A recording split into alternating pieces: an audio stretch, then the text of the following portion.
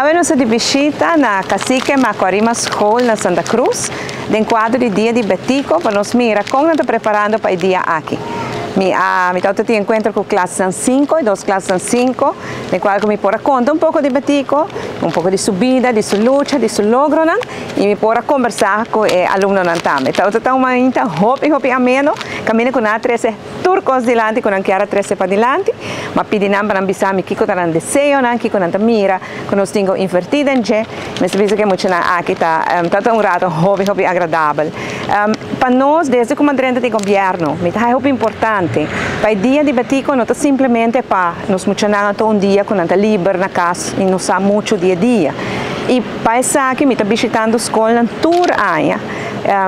Toda hora que me por e a agenda te permite me trazer em vista mais tanto escola possível para assim a mim mesmo por conversar com ele, contar de Betico, com todo meu homo, meu padrino, mas também para mim o que está preparando. Eu tenho visto me está sumamente impressionado de toda a escola com a opinião dedicada ao tema aqui.